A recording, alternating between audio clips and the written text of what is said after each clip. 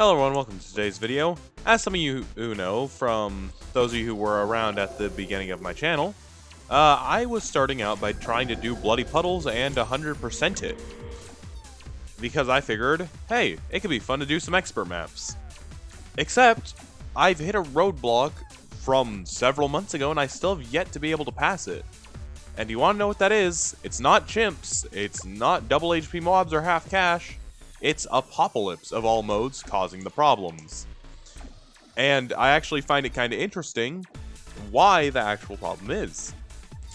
So, to anyone else here who is struggling on bloody puddles, here's probably something to start considering, as I've been trying to figure this out myself without using guides, no instas, cash drops, or anything. So, something that you probably know about B2D6 is that when you finish a round, you get the end of round cash. It's a bonus to help you keep going throughout the game. Now watch as we go from round 6 to 7 and watch the cash count. We're on 7 and you get nothing extra. That's because Apopalypse, the way it works, there is no stopping in between the rounds, so there is no time to give you the end of round cash.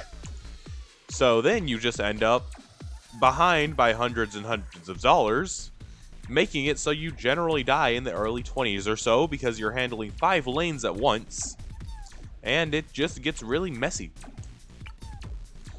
So, how do you counteract this? Well, I mean, farming is always a good option if only there was an actual reasonable amount of places to farm on bloody puddles while also defending. Because as you can see, even with the current defense, we're already struggling. I have to get more and more going in order to make sure that we don't just tragically die. Because, you know, that would suck. And I honestly think Apopalypse is the hardest mode for bloody puddles. And the only reason that is because half cash can be worked around if you know how to properly manage your money. Double HP mobs, not too bad, just make sure to get some more DPS and good farming. Chimps is okay as long as you have a strategy. But this, the early game, is just brutal. Because you are lacking so many funds. Just think about this right now. Round 14. I'm $1,000 behind what I would normally have. So everything just becomes significantly more harder. And you only have so much. I have more or less maxed out monkey knowledge. And I'm starting to leak my lives here. I'm out of mana shield. Could I change heroes? I mean, maybe Quincy would help. He might get a few extra balloons.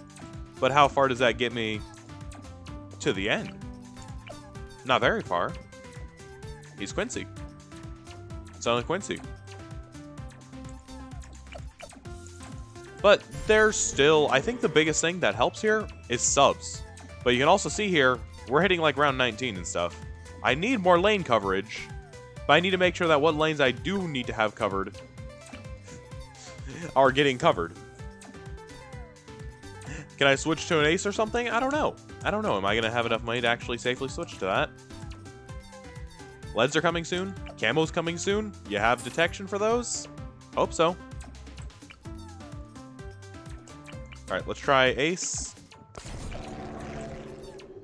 I know one of the better ones to do is aces. A bunch of 2/0/3 aces.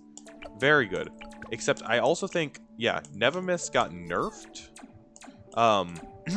So, that might not be any good anymore. Now that I think about that. Because I'm pretty sure Never Miss used to be like $600 cheaper. Oh no, my one and only gimmick. From like 9 months ago.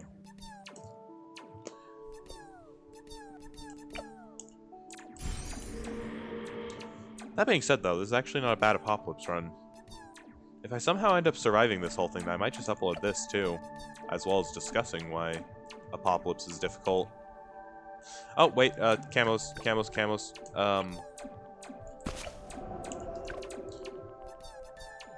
I had no money. At least have lead popping power ready. Sniper will be good for lead. We need more camo, obviously. Okay, leads are getting popped. Leads are leaking. Everything is leaking. Here it is, my least favorite round, 25. Come on. I can afford rapid fire in time. Yes. Okay. Okay.